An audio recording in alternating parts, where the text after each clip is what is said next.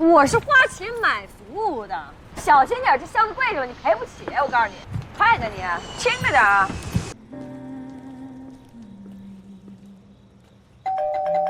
来了，还真是你，真漂亮，你家。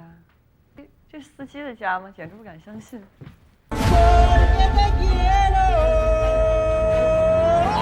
Si gadis pelakor yang kabur menyembunyikan kehamilannya, namun justru dia menemukan banyak sekali kebaikan-kebaikan tak terduga. Seperti kisah yang satu ini, Finding Mr. Right. Mari kita berkenalan dengan karakter utama dalam film ini. Dia bernama Wenjia. Dia adalah seorang wanita cantik dan kaya raya yang sedang berdandan, serta dia menggunakan korset. Korset yang ia gunakan ini untuk mengencangkan perut, melainkan untuk menyembunyikan kehamilannya. Kehamilan Wenjia adalah hasil mantap-mantap dengan pacarnya yang ternyata sudah beristri. Jadi, ya Wenjia ini adalah pelakor. Sehingga sulit bagi mereka untuk menikah mengingat hukum di Cina. Karena hal itulah, Wenjia memutuskan untuk pergi ke Amerika Serikat dan melahirkan anaknya di sebuah klinik bersalin ilegal. Ketika ditanya petugas bandara mengenai tujuan perjalanannya, Wenjia mengaku pergi untuk piknik sendirian demi menyembunyikan alasan sebenarnya. Why do you come to the U.S.? To travel. You are single? I'm a single lady. I'm a single lady. Stop that, please. Di sini, petugas sebenarnya merasa curiga karena biasanya orang yang pergi piknik memilih Los Angeles, New York, bukan tempat yang Wenjia tuju. Namun akhirnya, Wenjia berhasil meyakinkan petugas dengan mengatakan bahwa tujuannya adalah mengunjungi lokasi syuting film Sleepless in the Seattle. Dia pun berhasil melewati interogasi petugas bandara dan diperbolehkan tinggal di Amerika Serikat selama 6 bulan. Setelah tiba, Wenjia disambut oleh seorang pria bernama Frank yang saat itu datang terlambat. Frank sebenarnya adalah seorang dokter dari Beijing. Namun dia belum memiliki lisensi untuk berpraktek di Amerika Serikat. Jadi untuk bertahan hidup dia pun menjadi supir sementara waktu. Namanya Bumil ya, Wenjia menjadi lebih sensitif dan kesal kepada Frank karena keterlambatannya. Sesampainya mereka tiba di klinik bersalin ilegal, tampaknya tempat itu sudah ditargetkan oleh polisi. Frank pun cepat merespons situasi ini dan langsung membawa Wenjia pergi dari tempat itu. Any problem, ma'am? No. Dan dalam perjalanan, mereka pun akhirnya berkenalan. Awalnya, Wenjia agak waspada. Dia khawatir jika Frank adalah orang jahat dan segera memfoto SIM-nya. Namun, Frank ternyata terbukti bahwa dirinya adalah orang baik.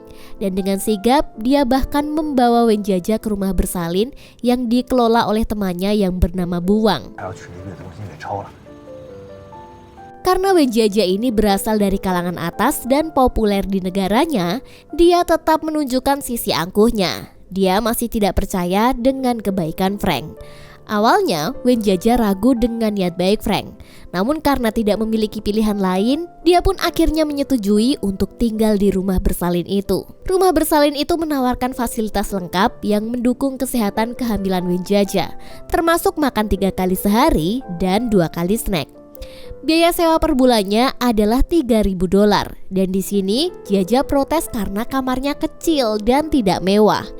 Ditambah lagi tidak ada kamar mandi di dalam kamar. Seiring berjalannya waktu, Jia masih berusaha menghubungi pacarnya yang telah menikah itu. Sayangnya upayanya untuk berkomunikasi tampaknya sia-sia karena panggilannya selalu di-reject.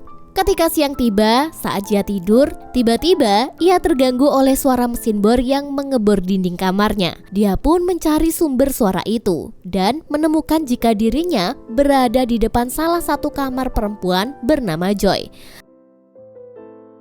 Suatu hari, Bu Huang memintanya untuk memeriksakan kehamilannya yang akan diantar bersama Frank. Sesampainya di klinik, Jia merasa ragu untuk memeriksakan di klinik itu.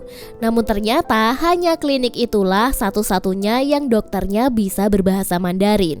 Di sini Frank membantunya mengisi formulir kesehatan dan pada saat itulah Jia baru menyadari bahwa Frank sebenarnya adalah seorang dokter.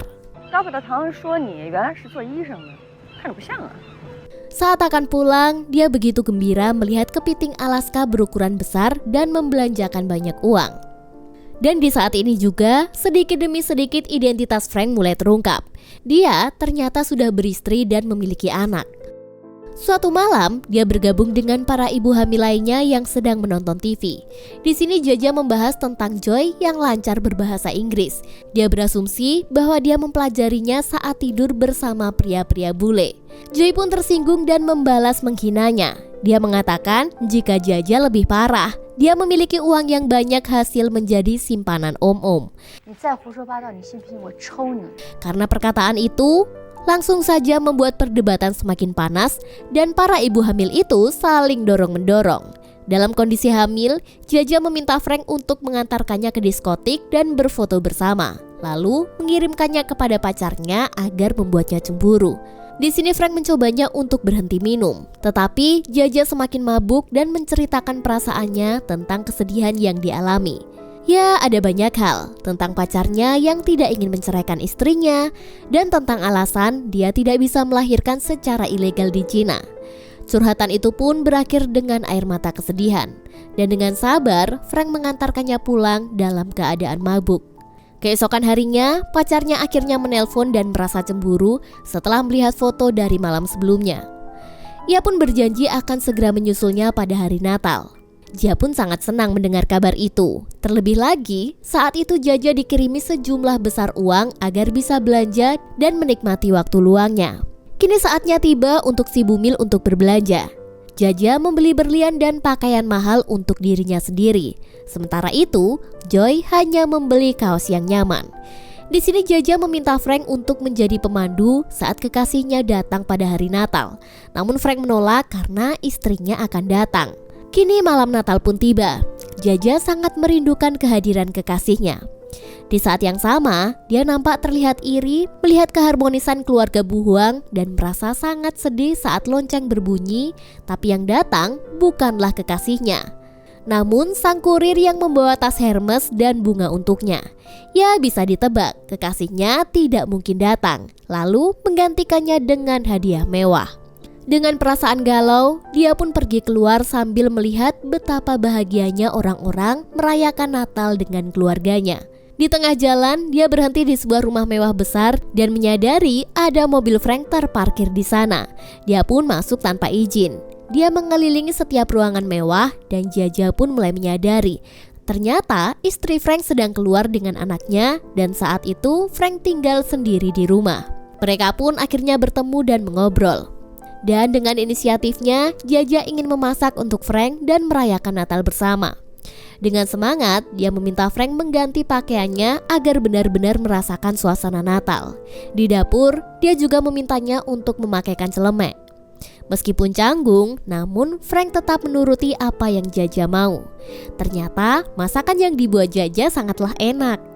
Setelah makan masakan dari Jaja, Frank menceritakan tentang istrinya yang ternyata adalah seorang manajer di perusahaan farmasi dan dipindahkan ke Amerika karena anaknya tidak cocok disekolahkan di Cina. Mereka lalu memutuskan bahwa salah satu dari mereka harus berhenti bekerja untuk menemani anaknya.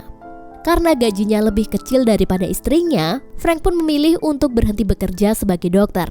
Dalam proses itu, istrinya memilih untuk berselingkuh dan menganggap Frank membosankan dan tidak pandai mencari uang. Padahal ya, sebenarnya Frank ini adalah pria yang baik. Setelah itu, Frank memberikan sebuah patung berbentuk sosok ibu hamil dan pria yang sedang merangkulnya sebagai hadiah Natal. Setelah itu, dia juga memberikan semangat untuknya. Beberapa saat setelah itu, dia mendapatkan kabar bahwa anak Frank mendapatkan serangan asma. Dengan panik, mereka berdua pun buru-buru menuju ke arah anak itu dan segera membawanya ke mobil. Sementara ibunya malah memilih untuk melanjutkan rapatnya dengan rekan kerja. Ternyata anak Frank hanya pura-pura sakit. Dia tidak tahan dengan aroma parfum yang dikeluarkan oleh ibunya dan rekan-rekannya yang membosankan. Dan disinilah anak Frank berkenalan dengan Jaja dan dia tampaknya senang, seolah-olah mereka sedang berkencan. Malam itu mereka pergi ke hotel untuk menonton pertunjukan kembang api Natal. Terlihat bahwa anak Frank mulai cocok dengan Jaja. Mereka pun menikmati malam tersebut dengan bersenang-senang sambil menari hingga bernyanyi. Di sini Jaja memperhatikan Frank dan anaknya. Dia pun menyadari bahwa dirinya sangat merindukan apa yang disebut dengan keluarga. Pagi berikutnya, saat Jaja kembali ke tempat rumah singgah bersalin, ternyata Joy yang kerap bertengkar dengannya akan melahirkan. Jaja pun segera menelpon ambulan meminta pertolongan. Lucunya, saat menelpon, dia merasa canggung karena tidak dapat berbicara dalam bahasa Inggris. Tetapi Jaja tidak berhenti mencari pertolongan. Dia berlari mencari mobil untuk membawa Joy ke rumah sakit.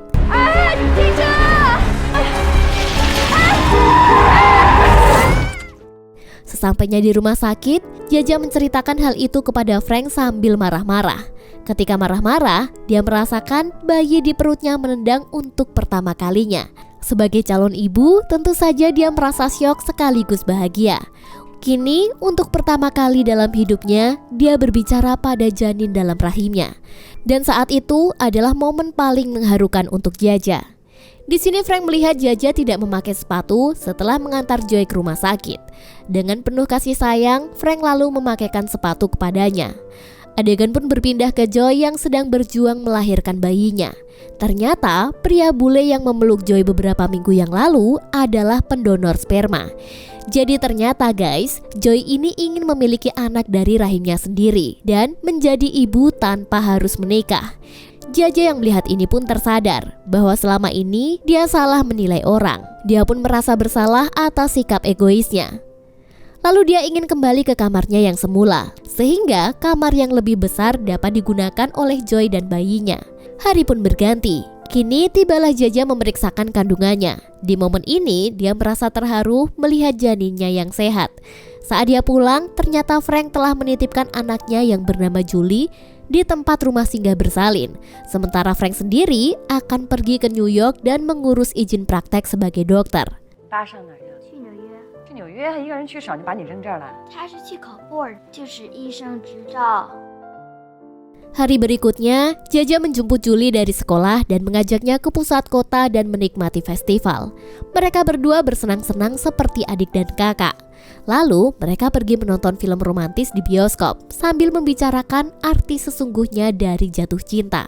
Jaja yang sedang hamil ingin naik ke puncak Empire State Building yang berada di New York. Dia meminta Julie untuk menemaninya serta menyusul Frank.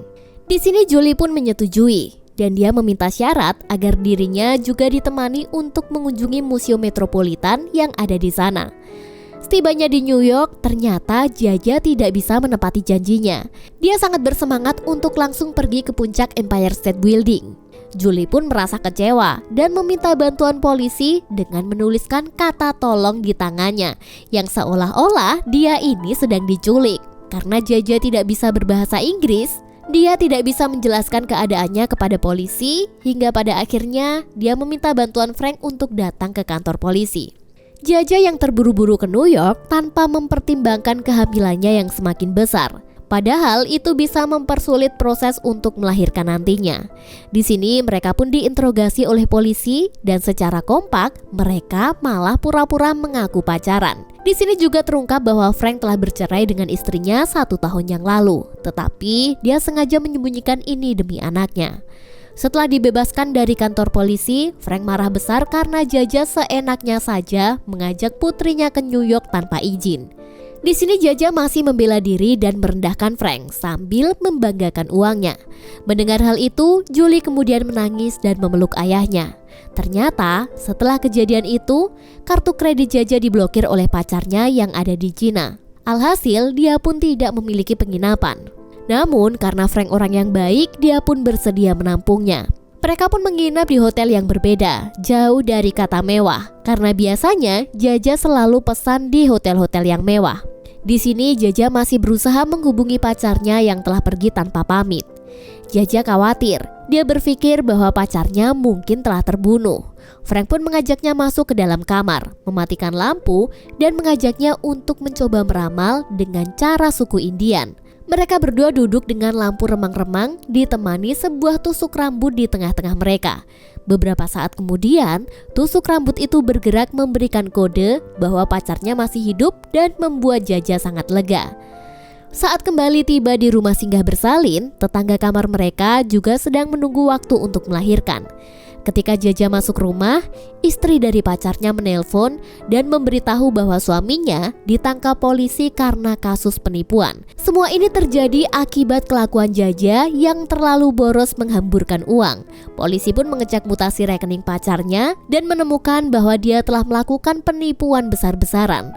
Seluruh aset pacarnya dibekukan dan kini polisi juga mencari Jaja karena sudah terlibat dalam menggunakan uang hasil penipuan. Perut Jaja semakin besar, namun dia sudah tidak punya uang. Akhirnya dia pun memilih untuk membantu pekerjaan di rumah penampungan agar diizinkan tetap tinggal di sana. Jaja mencuci baju bayi, membersihkan kamar mandi, dan menjual semua barang mewah miliknya agar bisa bertahan hidup. Mulai dari sepatu, tas, hingga pakaian. Frank merasa kasihan melihat Jaja kelelahan. Namun, Jaja ingin melahirkan secara normal karena biayanya lebih murah daripada operasi sesar. Jaja bercerita kepada Frank betapa besarnya rasa cintanya terhadap pacarnya. Dia juga berniat untuk merawat anaknya sepenuh hati. Di rumah singgah, Jaja yang dulu sempat berantem dengan Joy kini telah berubah sangat baik. Bahkan Joy memberikan peralatan bayi lengkap untuk Jaja. Sebagai balasan, Jaja pernah memberikan salah satu tas mahal miliknya. Mereka pun saling memeluk dan mengucapkan terima kasih atas kebersamaannya selama ini. Dan momen ini sangat mengharukan. Teman-temannya juga berjanji akan mengenalkan Jaja dengan pria yang lebih baik dan bertanggung jawab dibandingkan pacarnya yang sekarang. Malam itu, Bu Huang memberitahu Jaja bahwa dia tidak bisa menemani proses kelahiran bayinya karena anak Bu Huang akan menikah dan dia harus pergi keluar kota. Namun, dia sudah meminta tolong kepada Frank untuk merawat Jaja sampai dia bisa kembali ke Cina. Frank datang untuk menemani Jaja. Tetapi dia datang sendirian karena anaknya Julie memilih untuk tinggal bersama ibunya. Malam itu Jaja tak sengaja melihat Frank menangis sambil melihat foto anaknya. Penasaran dengan apa yang terjadi, Jaja kemudian tahu bahwa mantan istri Frank akan menikah lagi. Karena sangat bosan berdiam diri, Jaja pun pergi mengikuti Frank. Ternyata mereka pergi untuk mengambil gaun pernikahan yang akan dipakai mantan istrinya.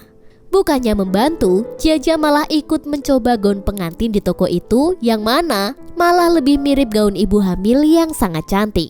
Di sini Frank tampak terpesona. Namun dia mencoba untuk bersikap biasa saja. Karena marketing di toko itu ingin memfoto setiap pasangan yang datang untuk keperluan Instastory, Frank pun dipaksa untuk berfoto dengan Jaja. Jaja akhirnya bersedia karena dia tahu dia tak akan bisa menggunakan gaun itu lagi setelah melahirkan. Di sini Jaja merasa kesal melihat sikap Frank yang terlalu baik. Bahkan si Frank ini tuh menyiapkan kemeja dan jas untuk pernikahan mantan istrinya. Frustasi dengan sikap Frank, Jaja memarahi Frank karena kebaikannya justru membuat dia merasa diabaikan. Apalagi Frank juga telah kehilangan hak asuh anaknya karena mantan istrinya dianggap lebih mampu untuk merawatnya. Di sini Jaja merasa hidup tidak adil karena bertemu dengan dua orang pria yang berbeda. Satunya adalah pria yang brengsek karena memiliki istri dan tidak bertanggung jawab, dan satunya lagi adalah pria baik hati bernama Frank. Keesokan harinya, Frank mengantarkan Jaja untuk kontrol kehamilan. Lalu dia pun pergi ke pernikahan mantan istrinya. Saat di tempat pernikahan, Frank berusaha tegar. Namun tiba-tiba Jaja justru datang ke pernikahan itu dan langsung menggandeng lengan Frank. Dia juga memakai gaun cantik yang ia coba di butik kemarin. Saat mantan istrinya dan suami barunya akan saling memasangkan cincin, Frank pun langsung melepaskan cincin pernikahannya dulu. Wah, sungguh miris nih. Lalu tibalah momen ketika mantan istri Frank berkenalan dengan Jaja. Di sini mantan istri Frank pamer bahwa suaminya adalah direktur sebuah perusahaan besar. Karena tidak terima Frank direndahkan, Jaja pun mengatakan bahwa mereka berpacaran, ditambah dia mengarang cerita jika Frank sangat jago saat berada di ranjang. Frank is the most wonderful father in the world. Frank is awesome in bed, so you better work very, very, very hard. Saat berdansa, Frank berusaha menahan rasa patah hatinya. Di sini Jaja berusaha menghibur dan memeluknya. Dari kejauhan, nampak mantan istri Frank cemburu melihat keromantisan Frank dan Jaja. Tak berselang lama, tiba-tiba saja Jaja pingsan. Di sini Frank menduga bahwa Jaja hipertensi dan membuatnya panik. Lalu Frank pun segera membawanya ke rumah sakit.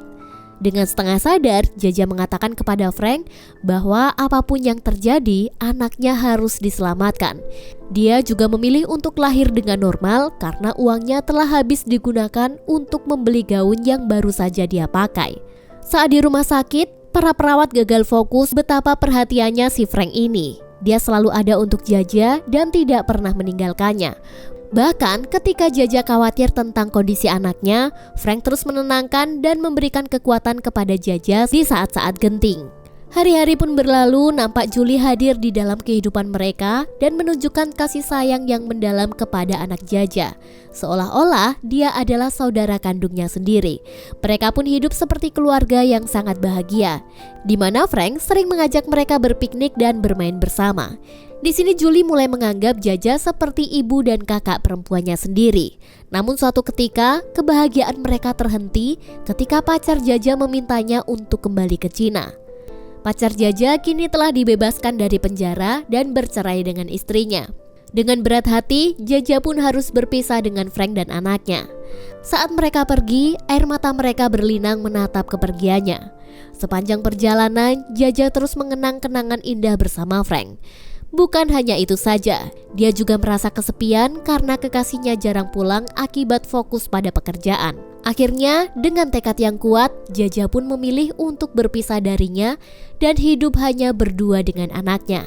2 tahun berlalu, Jaja berjuang sendirian untuk menghidupi anaknya dengan membuat channel tutorial memasak. Beruntunglah, usahanya telah sukses dan dia bahkan bekerja sama dengan teman lamanya Joy. Sedangkan pacar lamanya kini telah kembali rujuk dengan istrinya. Di sini temannya mencoba menemukan jodoh untuk Jaja agar tidak merasakan kesepian. Namun sayangnya dia menolak karena belum ada pria yang sebaik Frank. Kabar terkini mengenai Frank adalah bahwa dia baru saja mendapatkan izin untuk menjalani praktek sebagai dokter lagi. Walaupun 2 tahun sudah berlalu, Julie tetap merindukan Jaja dan anaknya. Hari itu kebetulan mereka mengunjungi Empire State Building dan memposting foto kegiatan mereka di media sosial. Tanpa disengaja, Jaja sedang berada di tempat yang sama dan melihat postingan Julie. Akhirnya di sini mereka pun bertemu lagi.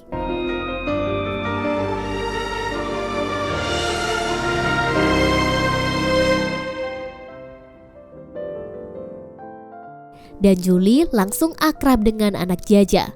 Kebahagiaan dan kehangatan keluarga kembali mereka rasakan di pertemuan itu. Singkat cerita, mereka pun memutuskan hidup bersama dan menikmati kehidupan yang bahagia. Dan film ini pun ditutup dengan kehidupan dan suasana yang damai. Dalam hidup kadang ada banyak hal yang terlihat buruk, terbungkus negatif dan menyedihkan. Namun di balik itu ada pesan tersembunyi yang sebenarnya Tuhan telah siapkan agar kita bisa berubah jadi orang yang lebih baik. Jadi jangan cepat menilai baik dan buruknya seseorang hanya dari covernya saja ya. Sampai jumpa di video berikutnya.